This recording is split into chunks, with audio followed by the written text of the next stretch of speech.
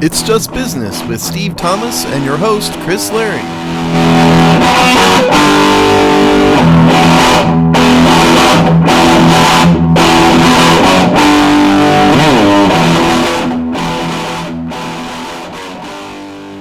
Hello and welcome to another episode of It's Just Business on the Hogstye Network, the show where we look at the dollars and the cents and the various goings-on in the sports media industrial business complex in all of its glory. Steve, how you doing this spring morning? I'm doing just okay. It's a pleasant spring day here. There's a lot of little things going on right now. Obviously, the NFL just had the draft, and that's, if everybody didn't know, that's their second biggest event of the year behind the Super Bowl, believe it or not. And we'll get into that a little bit here later. But in terms of football, we're about to enter into my probably my most time-consuming time of the year when I have to go do film studies of players, and oh my God, it takes so much. It takes an enormous amount of time. It's like I'm almost busier now than during the season for these things. It's like I can only do it if I'm motivated over a weekend. You're a better man than me. I don't want to spend my time watching ISO game film. Well, I do. I enjoy that, but the problem is not just watching game film. Then you have to take the clips. And what I do is I watch these games and I'll just grab any play that's interesting. And so I'll end up with like 50 of them. And then I got to watch them again and whittle them down and separate them into, it's just a huge process. And then Jamal shamed me into saying, hey, you got to do YouTube videos of these things too, which takes even more time. So I have to be really, really bored over a weekend to actually pull one of those off. That's why I don't do them every weekend. For those wondering, I actually have a life, sort of. Well, the fans, I'm sure, hope for you to have a more boring life so you can produce that content. It's like, please watch and read these things. You guys have no idea how long it takes to do them. A labor of disgust. I enjoy it. I just wish I could do it full. Somebody needs to pay us money where I can quit the practice of law and just go into sports, breakdowns full time. Come on, you can do that. Somebody offer me 6 figures for this. Well, there you go. A gauntlet thrown, Steve. Yeah, I'm sure. Yeah, it's a real gauntlet. It's an empty challenge that will be ignored by all. Well, maybe we'll sneak the Hogstye Network in our conversation about sports media business mergers and acquisitions later on. Yeah. And so I'd like to announce the Hogstye is being acquired by Fox. Yeah. One day. Hey, stranger things have happened. I know, and I know we're not going to get off on a Florio jag, and I'm just sort of whatever on him myself. But if a guy like Florio can somehow go from nobody to media mogul, I guess anything can happen. I mean, it's no secret that I can't stand Mike Florio, and I think he's a moron. But his story is interesting because, he was a practicing attorney who hated the practice of law, and he started a little sports like football rumor site years ago, and somehow he ended up being merging in NBC. It's one of the great injustices in the world ever that moron actually parlayed it into a major multi-million-dollar career. I'll never forgive the universe for that joke. Because he's a joke. I share your wonder at how that happened. Not necessarily your disgust, but definitely your wonder. Every time I'm watching NBC Sunday Night Football, and like just trying to get through their mindless pregame show while I do the dishes and ready to watch the game, I'm like, I just can't believe Mike. I can't believe he's sitting in the. I'm just like, every time I'm like, how did this happen? It just makes me shake my head every time I see it. I just can't mentally handle that. I really can't. I don't watch it for that. I don't want to have to tolerate Mike Florio. I've argued with him about stuff. He doesn't know what he's talking about most of the time. He's one of these guys that I don't want to get on a Florio tangent either, but I'm going to anyway, I guess. He's one of these guys who pretends to know what he's talking about when it comes to business and legal stuff, and he really doesn't. Which is the worst kind of idiot. If he would just do sports rumors, please. Just talk about what somebody's told you about what player's going where, and everybody will be happy. Don't try to impress us with your fake knowledge. That's my problem with Mike Florio. Yeah, I do chuckle sometimes at his writing. Um, so anyway, let's go ahead and move on to a different kind of individual sports cottage industry, and that is the commercial emergence of one Trevor Lawrence, of course, number one draft pick of Urban Meyer. I'm just calling the Jaguars Urban Meyer. The No Jacksonville Urban Jacksonville, no Myers. Jaguars, not in Oh, just Florida, just Urban Myers. okay. Um, that I've just deemed that anyone can steal it. Um, yeah, so Trevor Lawrence has got what 1,000 new endorsement gigs with his hair and his locks and all of that. Yeah, so obviously Trevor Lawrence was the number one overall draft pick in the NFL draft. He's been drooled over by the NFL for at least 2 years, and he was identified as a freshman as being a superstar. So he has some LeBron James level of adulation to his game, and after he was drafted, he announced a whole bunch of partnerships all at once. Adidas was one. And we found that in Bleacher Report, but there's a bunch of other stuff he's done um, here also. And okay, Fanatics is another one. He signed a major endorsement deal with Adidas, which means there's going to be shoes. You're going to see him in commercials and everything else. And Fanatics is the memorabilia contract, so there's that one. And then there's the interesting one. There's two interesting ones, really. Um, he's got a sponsorship with something called Blockfolio, which I've never heard of. But the interesting part is he's being paid by Blockfolio in cryptocurrency, which, considering we have a government that's intent on hyperinflating the dollar right now through some weird political agenda, cryptocurrency isn't a bad idea to be as an investment. So in the past week, remember he got drafted week and a half ago now. He's got three major endorsements: Adidas, Fanatics, and this Blockfolio account all at once. He's very marketable. He's got a look about him. He's smart. He's well spoken. Um, you know, he's going with a high profile coach. So I think he's got a unique set of circumstances, but um, all of this is very interesting. I thought it was interesting that he went with Adidas over Nike too. I'm not sure what to make of that. Maybe they offered him more money, but I kind of wonder if people are starting to run from Nike a little bit because they've become so political. I don't know. That's me spitballing. But I think not everybody can do this. I think Trevor Lawrence is uniquely marketable because he's been in the public eye for so long, and now he's the number one draft pick. Yeah, a lot of interesting stuff here. One, the way that the NFL rookie wage scale works is, you remember not that long ago, I don't know, you might know the years, Steve, and all that, but let's call it 6, 7 years ago, a Trevor Lawrence would make an astronomical contract before he whiffs the office cleaning supplies at Jaguars headquarters.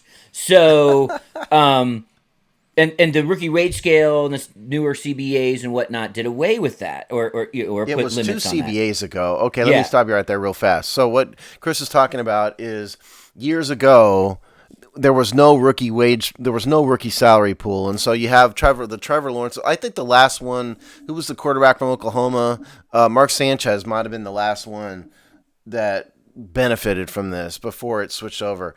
And so then, the number one draft pick just got however much he could get. So Trevor Lawrence would make a lot of money. Now the CBA mandates a rookie salary pool that's an X percentage of income and whatnot. And so it's every team gets a percentage, a gross dollar figure they can spend on their rookies. And so it ends up being slotted. But so go ahead. So that has put, obviously, handcuffs on rookie quarterback, superstar, incoming, top, 5 draft pick style quarterbacks is really handcuffed their ability to earn from football, from the team. So, endorsements are a huge way to fill that coffer in that in-between time, especially because they may not ever be this marketable, right? Because if they tank or they're not very good or whatever, so there was a kind of a trough there for a while where this didn't happen that much. I think now they've gotten smarter about it. You see it much more, and I agree. You have a unique player for a bit of a perfect storm. I think just his personality, but also he's been on a college football stage now for 2 years, which, if you think about it, that's a long time in the life of college football. Being on every weekend, playing in the No, it's big 3 games. years. Chris, That's right, 3 years. seasons. Yeah. Because And he then started as a freshman. He was winning national titles early on in his college career. So these players don't usually have that long on that stage. And he played last season where there was even less college football. So in his premier season, he sort of got even more isolated coverage. So I agree. I mean, I just think, we might see the biggest, this might be the new high water mark for kind of making hay during this period for one of these guys. Oh, I think so. And I think part of it is that he just comes across as smart and well-spoken. Because I don't think you could put like Jameis Winston in this boat, because he just doesn't come across to me as a very good pitchman. Put aside the rape allegation and the Uber and him fondling an Uber driver and all that stuff. Even if you take that away, he's just not a very smart guy. And I don't think he comes across as someone who could effectively sell products very well. But Trevor Lawrence does, because he is smart. And I don't think this has anything to do with race, anything. I mean, Trevor Lawrence is obviously a white guy. I think it has to come across.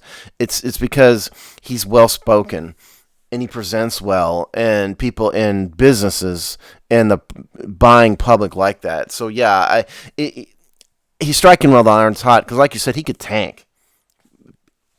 He probably won't, but he could be out of the NFL in 3. Look at Dwayne Haskins. He's going to be out of the NFL soon. So, yeah, definitely strike while the iron's hot. But the interesting part is the Bitcoin part, I think, to me. Yeah. I think it's smart to take Bitcoin in today's climate. I mean, I have crypto holdings, so I'm not a hater, and I work in a crypto adjacent job, and that might even be an undersell. So, but there's still a ton of risk, right? It's essentially, I think, without being too nerdy on the crypto part, it's like what if it's similar to saying I'd like to be paid in a commodity. Right, so it is a commodity. Yeah, so it's like literally a commodity. Yeah, but you're like, I'm going to take my pay in oil. I'm going to take my pay in pig feet. I'm going to take my pay in whatever grain futures. So you don't usually see that, but that isn't that dissimilar to what actually is happening here. No, and remember also that this is just a tiny bit of his portfolio. He's getting a normal salary from the NFL. He's getting paid in cash from Adidas. He's getting paid in cash from Fanatics. The idea that he's diversified somewhat into crypto is not like you and I getting paid by our main primary employer in crypto. That'd be stupid beyond all comprehension. But Yeah. to a guy like Trevor Lawrence, he's just diversifying, and I think that's pretty smart. Well, I him. mean, he's actually in this deal in the Bitfolio, whatever. Which I've heard, Blockfolio. He's actually getting paid 2 ways there, because one, he's just a pitch man, right? So just the same way that you might be for Capital One, right? You see Aaron Rodgers or whatever, Capital One. So from basically pitching for a financial service, it's the exact same thing. So he's getting paid just a straight up deal, and then they're paying him probably, I would guess that the company mandated that they'd have some of this because they want this narrative, right? He's a pitch man for our blockchain cryptocurrency tool, and he's taking so they've got to pay him. He's an investor, right. And they want to say, and he's being paid in Bitcoin, right? They want those transactions coming and going in their system. So so he's actually getting paid 2 ways. And by the way, and I can give it to you, as the ticker is changing, just so you know, one Bitcoin is currently, as of this second of our recording, worth $58,665.90. Oh, and that's one? That's and one. For what? Which Bitcoin are we talking about? The main one, not any of their splits. Okay. It's not Elon Musk's one. No, that's Dogecoin. So they're all different names. So Bitcoin is it's the most successful cryptocurrency, but it's also a specific one. Yeah. Yeah. Okay. And when I started tracking this kind of on a daily basis, by the way, which was probably about a year to 16 months ago, they were selling for 9,000. What an investment. And listen, I mean, I'm not trying. I swear, I'm not trying to get political here. But when you have a federal government that's proposed $10 trillion in spending in a single year, it's almost unavoidable that the dollar will be inflated. No matter what, they don't believe the government if they're telling you it won't happen, because it will. And in that case, if you have money, it's not a half bad idea to park some of that money in non-dollars, I think. So I think that's the pitch for crypto right now. It seems to me. You may Yeah. not agree with me, Chris. That's fine, but that's the pitch. Is like, listen, the dollar is going to be valueless here in a little bit. No matter what the government says, that's going to happen, because you can't just print money and have it hold its value. When you're spending $6 trillion over your normal federal budget, and so Trevor Lawrence gets up there and says, "Invest in Blockfolio," and look, I'm getting paid in it too. I think it's a great idea from a marketing perspective for Blockfolio and Trevor Lawrence. Oh, 100%. That's the pitch. Yeah. 100%. Yeah, I mean, diversify your portfolio 100%. So, with the caveat that we are not a show for financial investing advice. No, we're not. But, if you want, you're late on Bitcoin, people, so don't buy it. It's over. But look at Ethereum. That's all I'm going to say. There you go. And by the way, if you don't realize this, you don't have to buy coins one at a time. You can buy tiny percentages of these coins. Yes, yeah. for sure. But back to sports. Trevor Lawrence, I think he is uniquely positioned to be a pitchman like no other. And if he fulfills his NFL destiny, which we don't know if he will or he won't, I think he's going to be the next Peyton Manning in terms of pitchman, but only if he does well and performs into his second contract. Oh yeah, totally. Also, I was reminded. Sorry to sidejag us again, but we have talked explicitly about Bitcoin payments. Remember, Russell Okung is taking part of his salary and not pitch dollars or not contract deal. His football contract is paid out in Bitcoin. Yeah, right. And there's a lot of other athletes that are getting paid in various things in Bitcoin too. It's so weird. But yes, he could be. It's really fascinating when we think about not all these quarterbacks have access to this level of commercial appeal. Just think about Baker Mayfield, right? Is a fair to middling, and all I'm told, the trajectory's up. Cleveland should be pretty happy, considering the hit rate on some of these guys. He's ahead of the curve. But who's the biggest pitchman to come out of 5 years of drafting quarterbacks is Baker Mayfield. And that certainly isn't driven primarily by his on-the-court play. It's because he's a good pitchman. Yeah, he's got a kind of an FU attitude to him, and I think that sells well. Because you're right, he hasn't performed on the field like that. Sure, he had a decent year last year, and the Browns aren't a complete disaster under him, but he's won anything. And so it doesn't make sense from an on-the-field perspective, but I just think it's his attitude. He's got an FU attitude in a way that doesn't tick people off. It's an FU attitude in a way that is endearing to most people, and that's why he's an effective pitchman. But it certainly has nothing to do with performance. No, I mean, interesting. We haven't seen Kyler Murray in a single commercial, for example, and Kyler Murray's vastly outperformed Baker Mayfield, even in the short time Murray's been in the NFL. But I haven't seen a single ad with him, for example. I don't think I have. I can't think. Nothing pops to my mind. Well, for that matter, Zach Wilson was the number 2 overall pick, and going to a major market. He's going to the biggest market in the country. I haven't seen one word about him being endorsed in a pitchman for anything. No, I think in fact, staying with the Jets, the better comp for Baker Mayfield in terms of an example of, doesn't happen in terms of the commercial appeal and marketing and pitching for different products is Sam Darnold. Their play on the field isn't wildly dissimilar. Yes, I think Baker Mayfield's outperformed Darnold a bit, but it's not a huge gap. And Sam Darnold in New York City, zippy, nothing. Well, and Sam Darnold's got the personality of a block of wood, Yeah, too, is the thing. that's the problem. Yeah, exactly. Whereas Baker Mayfield doesn't. Baker Mayfield has a personality. Like I would be a horrible pitchman, because of my attitude, it wouldn't work. You have to have the right attitude to do that. And Trevor Lawrence, number one, is the hair, I think, helps. I think the hair looks stupid personally, but it's a noticeable feature about him. It's marketable. He's got an outgoing kind of personality. I think that Baker, has that, whereas Darnold again doesn't. And I think the Jets. You would know New York. Obviously know New York far better than I do, but I think it really hurt him just being on the Jets. Period. Yeah, probably. I mean, it's a tough road. I Aren't think they the second? Aren't they like the third class citizen in New York at best? yeah, but still makes you the third biggest market in the country, right? So, and people love the Jets when they're good. So, When have the Jets been good in well, that's what I'm years, saying. though? So they scrapped. Well, like Chad Pennington and Ryan Jr. They thought were the second coming of Lombardi and Starr. Yeah, which was a decade ago at this Yeah, point. right. I'm saying that's the glory years. So, Yeah. and similarly, I think Zach Wilson's going to get chewed up. I do not think that was the best place for him to Oh, go.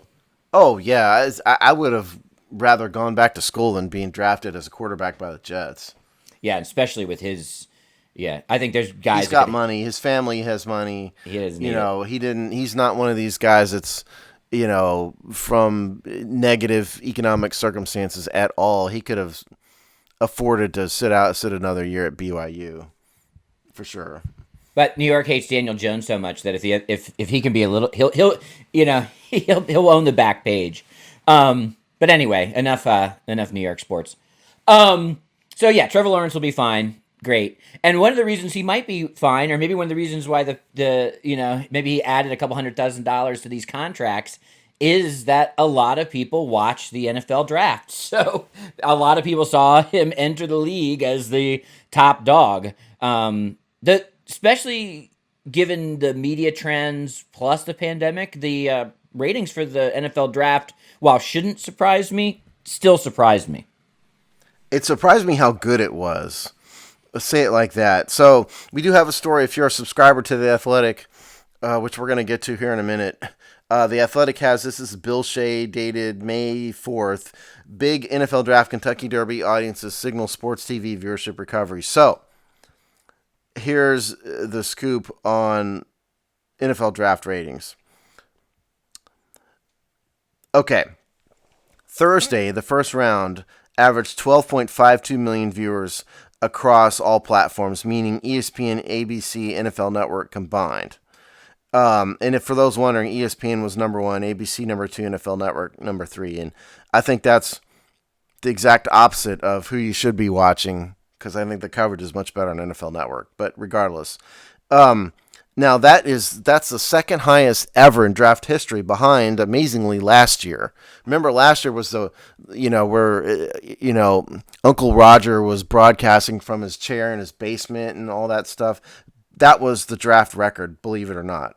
Now, combined for over the 3 days, they averaged 6.08 million viewers combined through overall networks, which again, that's down from last year, but that was the third most watched draft ever. And so there is the NFL draft market ratings is just impenetrable. In a era, past several years, almost all sports ratings have been down at various times and for various reasons. The NFL draft seems to be impervious to all of this. I'm not quite sure why that is, other than it's just very interesting to see a series of college kids live out their dreams, I guess is what it is. It's innocent in a certain way. I guess. I don't know if that's what.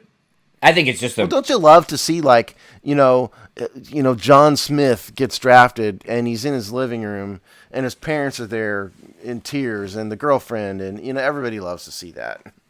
They do. Yeah, I don't deny that there's a human interest element of that part of it. I do agree, and it's on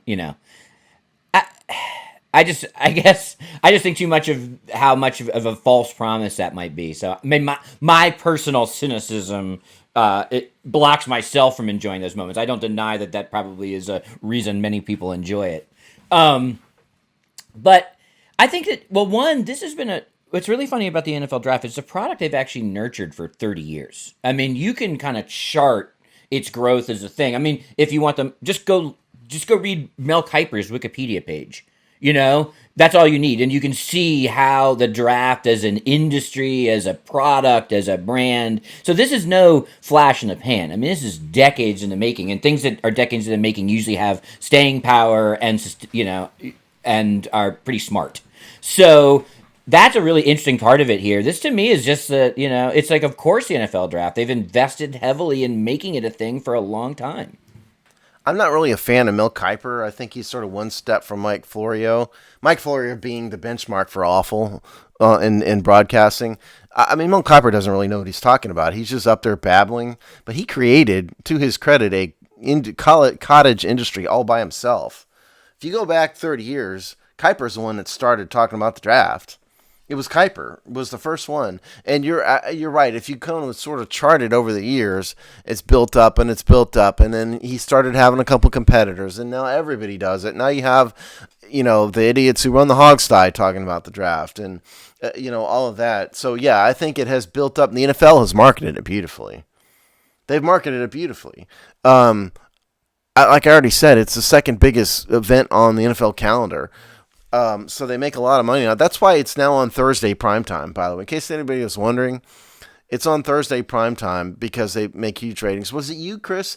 I think it was you, talking about how maybe you could even split the first round up onto another day and drag it out more? I mean, I think the teams would hate that, but it's from a marketing perspective, man. Then you market that as here's the, you know, the top of the draft night, and you know, you could it in some respects would be the next evolution for sure. But yeah, I think if you go back to when we were kids, you just kind of read about who your team drafted in the paper, and you didn't know anything about the players at all, except unless they drafted somebody from a major program. There was no, like, you know, film of their house. Nobody was talking about it. There weren't analysts everywhere. It was just, oh yeah, here's where we, and then you didn't hear about those players ever again in some cases. And it's now to today, we've got cameras in the living room of the 5th round draft pick of like the Arizona Cardinals. It's amazing how far it's come. It really is. And I gotta say, as someone, I was a, you know, I love the NFL, watching the NFL draft, even when I was in high school. So even like in the '80s, late '80s. So, but you and I are the only ones. Yeah, there weren't many of us for sure. I think as a television, honestly, as a television experience, I found this year's just almost unwatchable.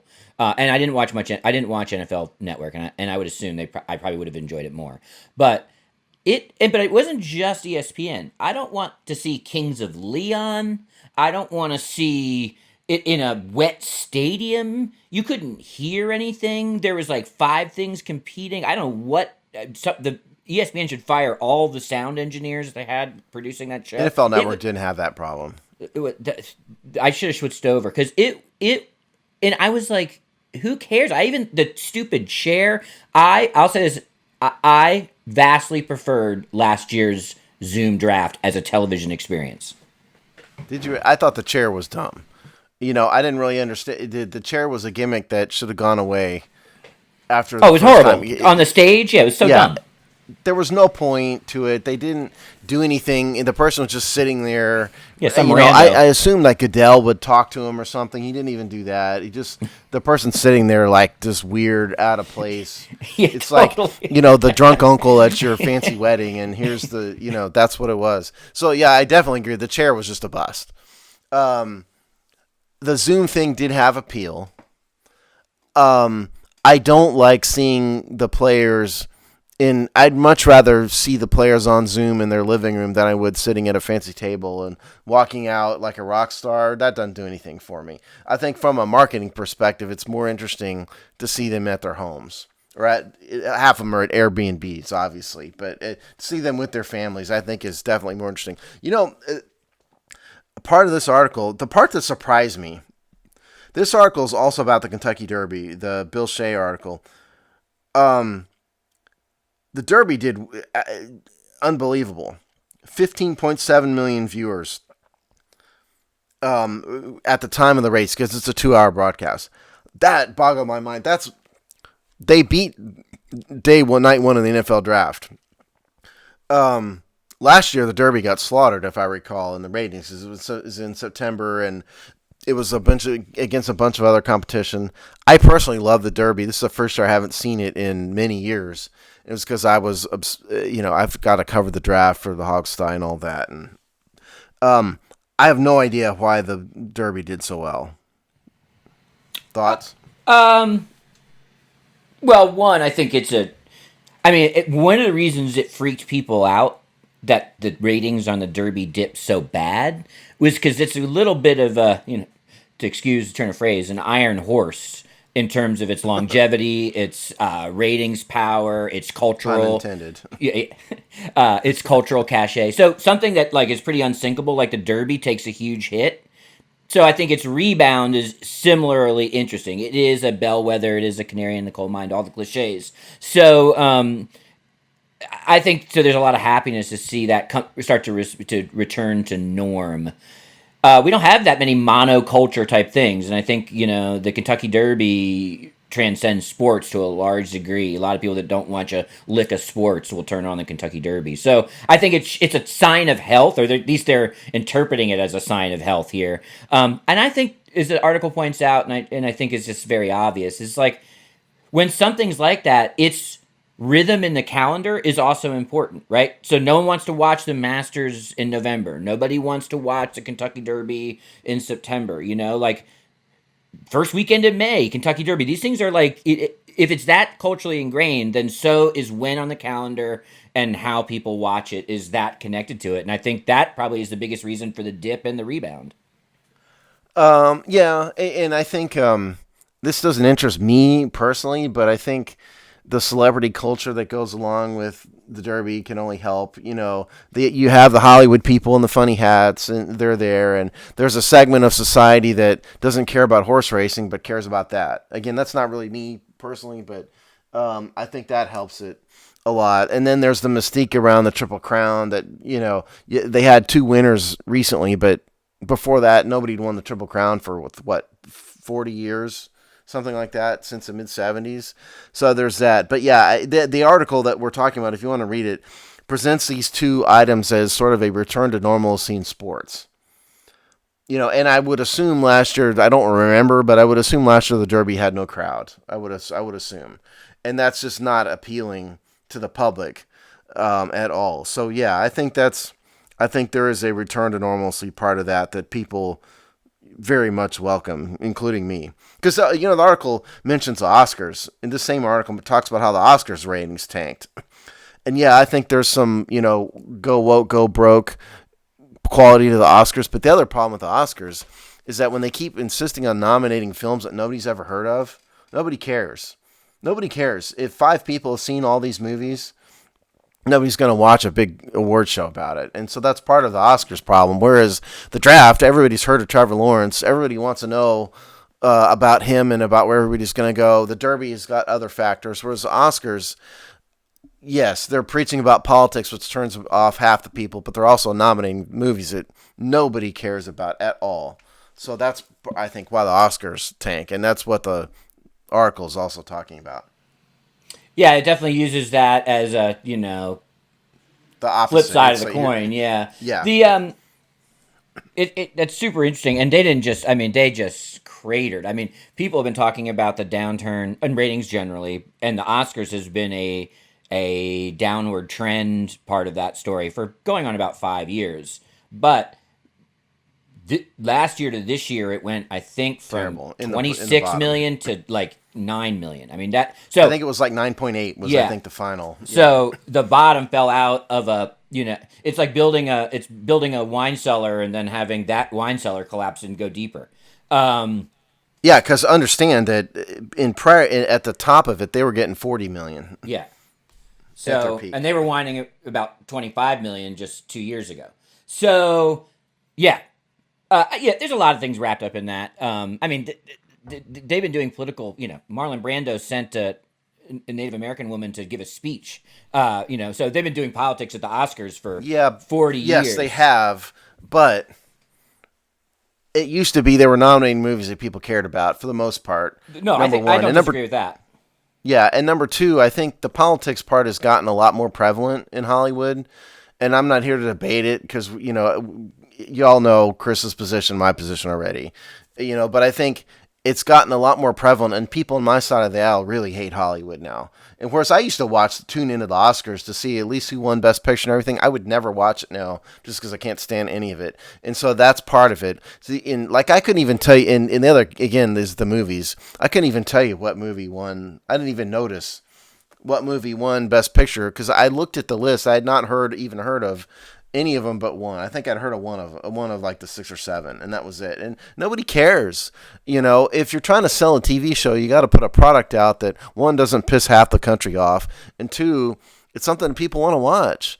You nominate actresses and actors for movies that nobody cares about, and that's why you're right. It's not a mystery why the Oscars have tanked. I think that's certainly part of it. I think the much bigger part of it, if you're looking at I think you could make that argument. I think your argument is better suited when they're arguing about why they went from 40 to 20. I think the real absolutely. I'm not here to debate. Yeah, I mean, no, but I'm I just don't want saying. to I get think, into. but no, because mine's more analytical. I think what happened from 20 to 10 which is a huge deal, and doesn't in sports is both benefits and needs to watch it out of concern. Is that nobody knows what a movie is anymore? It doesn't, Well, that's part of it. and no one can go see them. So that's why they went from 20 to 10. That's why you fall off the cliff, because it's actually never been, I've actually seen most of the movies. It's never been easier to see those movies. It literally has never been easier to see those movies ever in the history of movies. But no one knows what a movie is, and people are confused by how to do it, and it doesn't feel like the same experience to them. So it's like a Netflix thing. Is that a movie? And yeah, exactly. To Hollywood it is, but to the public, I think if you just said, okay, what's a movie? To like the person, forget politics. You just say, what is a movie? People would generally say it's when I go to a movie theater and sit down and watch it. Yeah, except that maybe not anymore in just like 18 months' time. Yeah, I mean, but if that's been the traditional idea of what a movie is, and now half these movies are Netflix products now, I think. Yeah, a bunch of them, yeah. Or the other ones. Yeah, you can watch Amazon You could, I think, sit down. You could probably pay less than, honestly, you could probably pay less than $15, not counting your monthly subscriptions, I'm saying point of purchase. And between your streamers that you have and maybe, like, let's call it a kitty of $15 extra, you could have seen every Oscar-nominated movie the day of the Oscars. Yeah, although I don't know why you'd want to watch any of those crappy movies. But, yeah, that's another story. You would probably like You would like Nomadland, by the way. Look, I'd much rather watch a Bruce Willis action movie. I'm simple when it comes to movies. Don't just entertain me. Blow things up and kill people, and I'll be happy. Okay? I don't want to see messages. I don't need to be educated. I just want to be entertained. Just blow stuff up, and I'll watch it. I'm simple, Chris, when it comes to movies. There you go. I hate complicated Hollywood movies. It drives me insane. I recently read First Blood. Oh, you read the book? Yeah. I've never read the book. I think you would actually really enjoy the book.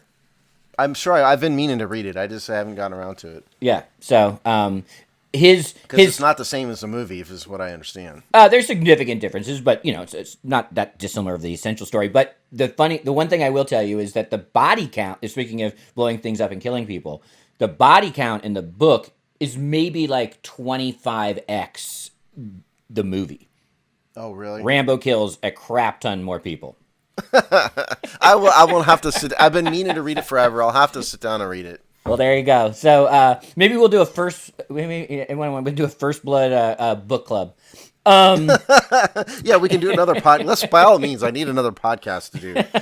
We'll do a book club podcast. All right, I think that when we've reached this level, it means we need to rein it in. Um, Yes. and so sports is back, people. Maybe the article also had a good like kind of just checklist of things to watch out for. Like, what are the next 8 or 10 things that are be on our health examination? Like the NBA playoffs, the Olympics, the NHL playoffs, some golf, more horse racing, etc., etc. Some car racing. Yeah, absolutely. Um.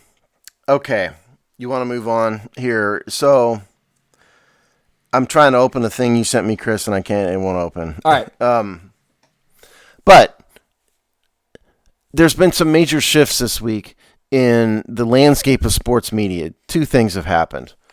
Number one, Outkick, which is Clay Travis's site, got bought by Fox. And number two, there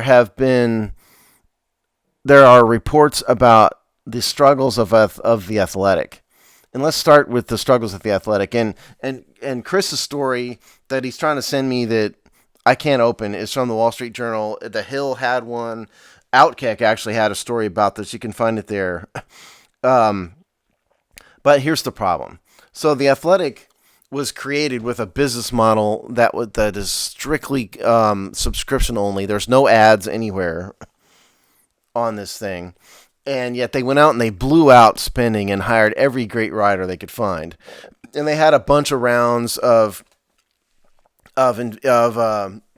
private equity and stuff, and that's how they funded all this. But at some point, those private equity guys are going to have their hands out and want to get paid, and that's where they are now. And so what they're finding is they're struggling to fund all this stuff with just a subscription-based model with no ads. And so they've been trying to find a buyer for The Athletic, and they've been unsuccessful. I think the answer to me is obvious. Just put ads in there. I don't know why it's so hard. Just advertise. And I think that would solve a lot of their problems. But that's The Athletic. So let's start there before we move to Outkick. Yeah, so a bunch of outlets out. Steve mentioned Outkick, Wall Street Journal, Awful Announcing, blah blah blah. I'm sure there's more. Basically, have written stories over the last 48 hours that a couple things. One, that the deal with potential merger deal, whatever, with Axios was dead. So that had been the path that had been reported on since March for that, and that negotiations have begun, are in process with the New York Times. Outkick is saying those are not going well. Others are saying they're just happening. Who knows? I think that weeks to come will tell that tale. But I don't think the New York Times is in any position to buy anybody right now. I wouldn't think. They're doing fine. Are they? They're doing fine. Yeah. The one newspaper in the country. And mostly because of their digital subscriptions and stuff. In fact, the article says that the New York Times just saw a slight downtick in their upward trend of subscriptions broadly, which may even speak to why they want to. Whatever. What's just fascinating is the Athletics' business model is subscriptions, yes, but the real problem with their business model is that it's venture capital, and well, it's a combination of it because, again, your only source of income is subscriptions. Then you have VC out there, and the VC guys want to get paid. Well, that's what I'm saying. They're coming. They're starting to. They're going up to the window and wanting to cash their ticket. Right. And so that's the problem and the struggle for them. And in a Silicon Valley way, they went big, big, big, good ideas, but let's not worry about making money.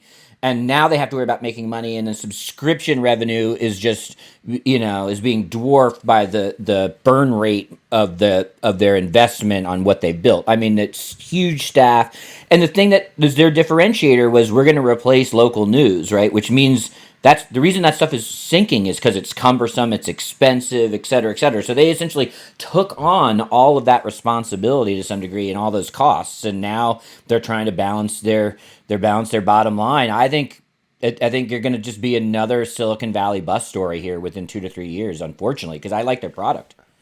Their product is great. I think they have the best in terms of sports analysis. They're the best, I think. They dwarf ESPN in terms of the quality of their product. But what Chris is alluding to is when you're trying to do all this local coverage, you have a ton of people on the payroll. And we at the Hogs, I have talked to people recently who have gotten dumped out of the Athletic, and it wasn't because of the product they were putting out. It's just straight up money. But I think they were flawed from the start. If you want to start a company like this, VC is a way to go. But even traditional financing at some point is going to come due, and you got to pay that too. Most of these companies that do this, these startups, you'll have a subscription-based model, but then the public can access the same site with ads. Like there's many media outlets that do that, and whereas the Athletic is just locked up. Period. If you're not a subscriber, you can't read it no matter what. And I think they made a mistake from the jump. They could have made themselves available to the non-subscribing customer and just thrown ads in there. And I think that would have greatly increased their readership, but it would increase their income, level. And so I think their methodology was flawed from the start. And yeah, I think it's going to bust. I don't know how, unless they want to do ads, throw ads in here, they're going to go under, I think. Well, I'd argue that that's where they are right now, whether it's Axios, whether it's New York Times, whether it's Suitor B, I guess that would be C, it was to sell. That is what venture capital does, especially in a Silicon Valley way where you don't have that many overhead costs of building stuff because it's True. digital. You're saying, their idea was to merge from the start. Yeah, so it could still fail. They could not sell or not get the deal anywhere near that they would need to have it be profitable. But this Everybody's point was their terrified goal. of the cost, though. That's the problem. They have their costs are so high because they have all these writers. I think it's not. I don't think that the finances work out, which is why they're having trouble merging. Well, the irony is, and I don't know what's going to happen. And in fact, while I have some funny cynicism about Outkick's article, which we'll get to in a second, I would probably agree with their analysis that this will not happen. I think I would also come down on that side. But the path, I'd say, if I'm thinking like the New York Times, and what's ironic is, okay, so to your point earlier, Steve, they kind of are the one paper of record. They've been successful. They probably see a regional play for them over time to start, almost franchising the infrastructure and delivery system to do, what's the regional New York Times. So buying regional sports to put into that package would actually be a super smart thing to do and offer if you're going that way. I have no idea but that would be my thinking. And we've seen and talked about in the show how regional sports packages and regional sports audiences are robust, big, and profitable. So the long-term thinking, that would be why the Times would buy them long-term, which I think is ironic because Athletic helped to destroy local newsrooms, and then they're going to be part of the franchise version of the local newsroom. If the New York Times bought them, they may just make the brand go away entirely. Yeah, the Athletic brand. They're buying the infrastructure. It would just be the New York Times Sports. Yeah. Because I was talking to a reporter who shall be unnamed yesterday, and we were talking about how the Washington Post has sort of tried and failed to do that. The Post has the same idea. They want to be a national paper of record, focus more on national sports. They don't really have the resources to do it, and they've done it poorly. But I think big newspapers see that as sort of the only way to survive. And so I think that's why the New York Times is looking into buying the Athletic. I think you're exactly right. And they just take that infrastructure and then it becomes the New York Times sports page, basically. But in terms of, it just comes down to ads for me. I don't know why the Athletic was so against ads. It wouldn't have stopped me at all from reading the Athletic, an ad, because the product is good. And so if you want to throw a Coca-Cola ad in there or whatever, I'll look at it and click through it. I don't understand the big deal. I think personally. Because there's a turf war and an idea war about making money online, and advertising has quickly become the big beast. And so from a how do we be a disruptor, differentiator? How do we disrupt the market type of mentality that this VC normally likes? And then how do you bundle an audience to sell later, which I'd argue is still in play here. That we have no ads, subscribers, loyalty, all of that was its differentiator in the market that the VC capital was interested in funding because it was either going to flame out quickly or they'd sell it within a couple of years. But I think their differentiator was the quality of the product more than anything. From word one, the way the Athletic marketed themselves was that they have the experts. That's how I viewed how the Athletic was being marketing. they made a point to say, we've hired everybody good. We have all these experts out there. That was what was appealing to me as a customer of The Athletic, was that. And it wouldn't have made a single bit of difference if they'd thrown an ad in there, because I'd still want to read their product, because it was totally. very, very high quality. And I think that definitely is it. But I would argue it's a different level for them. From a Silicon Valley VC perspective, or Silicon inspired, they want the next business model package. What's the Uber? What's the Spotify? And they viewed that as possibly doing that. So that, and I'd argue that probably has been unsuccessful. This haven't revolutionized how people get their news coverage. True. I think so. And they're not the only news source that has a subscription-based model. Like I said, there's all kinds of, that wasn't revolutionary. There's a million of them. I've subscribed to one or two of them, myself, and they're beyond the scope of this show. I won't get into it, but I don't think that was revolutionary. To me, what was revolutionary about The Athletic is they trounced the quality of ESPN and Yahoo Sports and all those things. They were and are now just way superior in terms of the quality of the writing, the depth and analysis of the pieces. That part is what I thought separated The Athletic, not so much the delivery method. I think they could have done a variety of delivery methods and still had the same quality of product. So, yeah, VC wants to sell it, but I think they're having trouble because their income is just topped out. Yeah, totally. I mean, that definitely. Their net profit. Yeah. And I'd also argue, towards your point, because I agree on all the terms of the quality of the editorial content.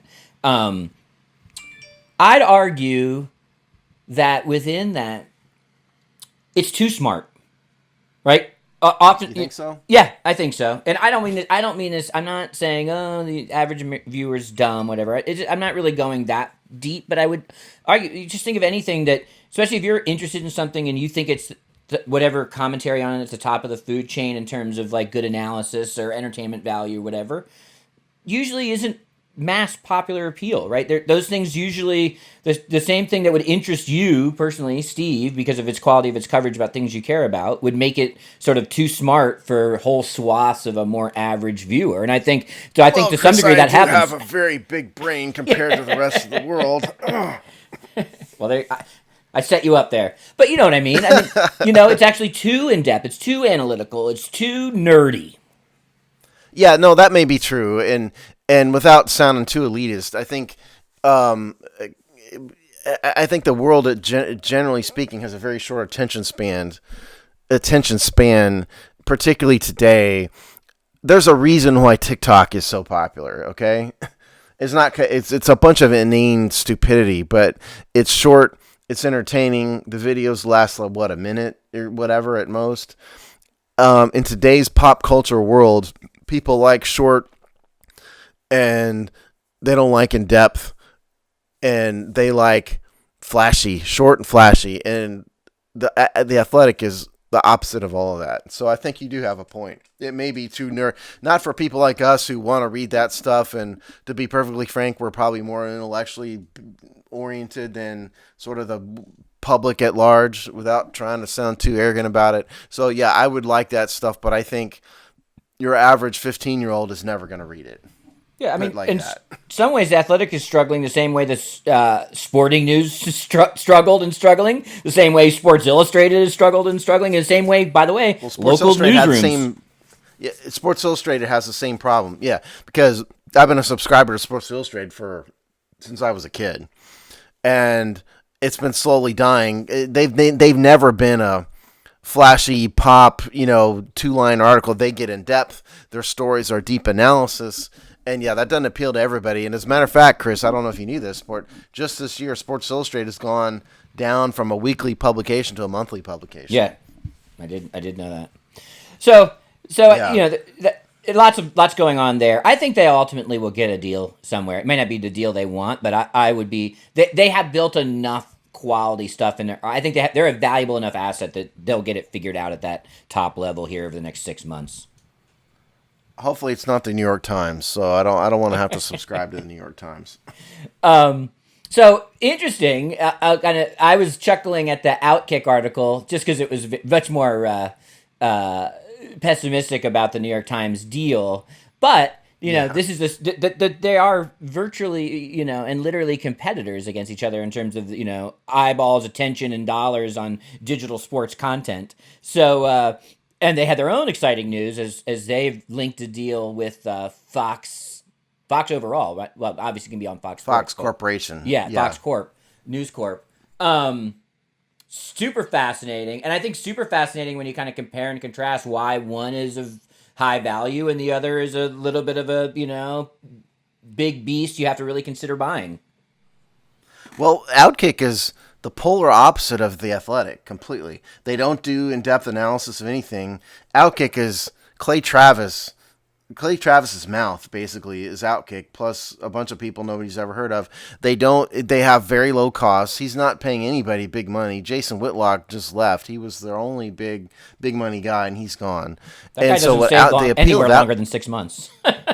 No, he doesn't. Yeah, and he has some good thoughts and ideas and stuff. He just ticks everybody off. Yeah. But regardless, I think the appeal of Outkick is Clay Travis's mouth more than anything. You can agree with him. You can not agree with him. I like a lot of what he says personally, but even for the people that hate him, people are watching to see what he's going to say next. And I think that's the appeal of Outkick. It's low cost. He's always in front of the public eye. It's low IQ in terms of the product they put out. Their articles are short, to the point. You're not going to do a film study of Trevor Lawrence. You're never going to see that on Outkick. You're going to see 4 paragraphs about a hot topic. And so I think people can consume that better. They have advertising. They have a subscription-based model, which I do not subscribe to. But they have advertising-based products that the non-subscriber can watch. So it's the opposite. They have they attract everybody. They even attract the people that hate them.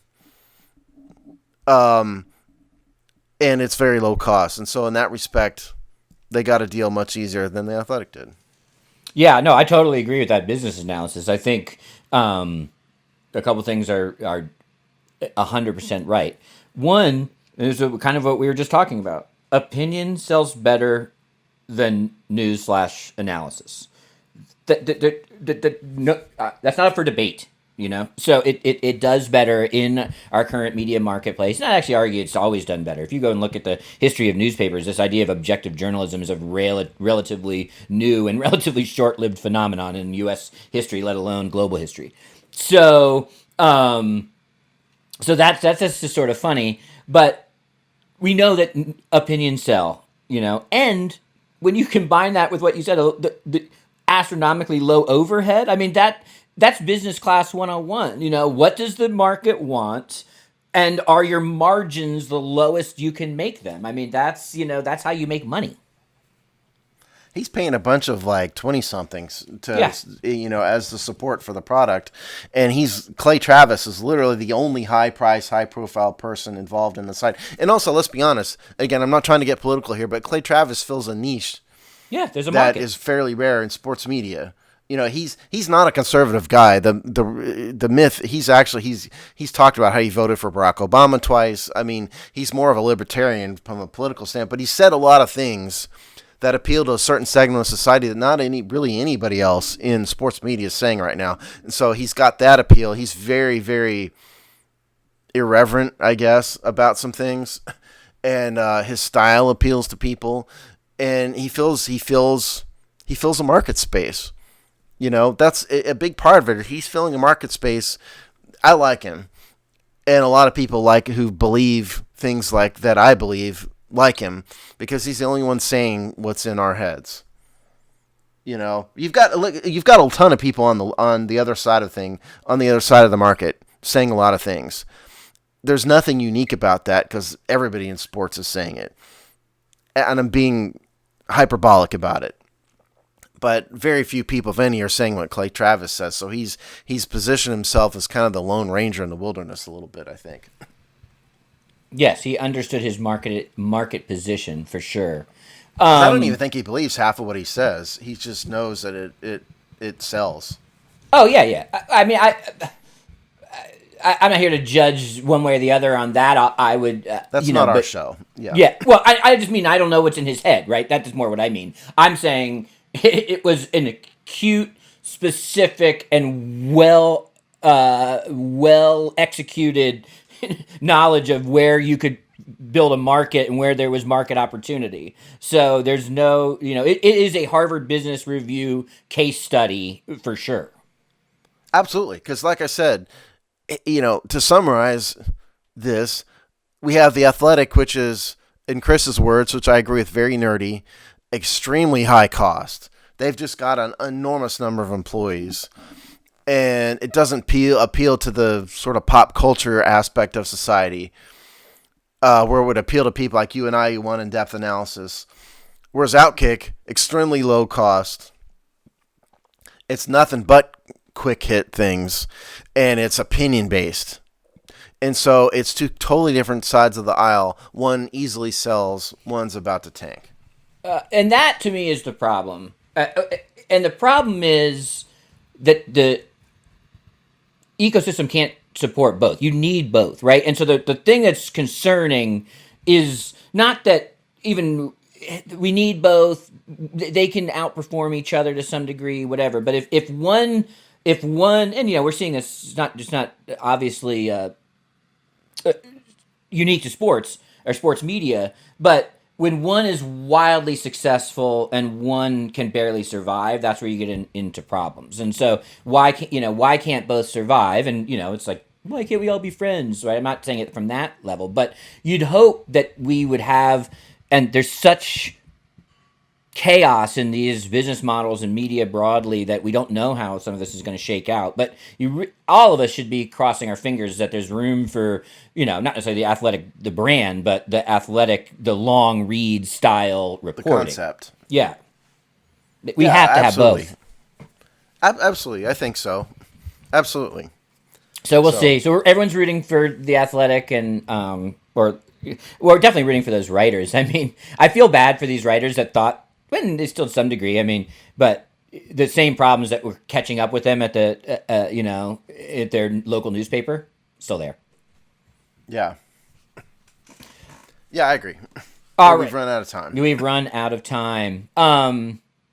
I'll tag it to you in a second, Steve, but I wanted to say, coming off the backs of this conversation, I just want to acknowledge that Tom Boswell has retiring, just published a post that he's retiring from the Washington Post. So if you think about bygone eras and signals of bygone eras, then the retirement of just a amazing columnist, newspaper reporter, sports journalist, legendary career, both in the Washington, D.C. context, but also at a national one, I'd argue. So long, Tom Boswell. Enjoy retirement. The old guard is slowly leaving us. So, Steve, tell us about the Hogsty. The Hogsty. So we are well into draft analysis mode. We've got a guest this week. Assuming all goes well, we're recording a guest here in under an hour from now. But the Hogsty that was released Monday should have a pretty cool guest. So check that out. Seasons of Discontent is now doing 2 short 15-minute shows per week. So check that out. And we have all of our traditional writing, written columns. Again, it's going to be mostly draft analysis for the time being and whatever film studies I can talk myself into doing. Hopefully you get to talk about a couple bargain hunting free agent signings. That's what I'm rooting for. Yeah. Like I've done the couple I did, neither one of them made the team. Recently got to pick better subjects, perhaps, when I do my film studies.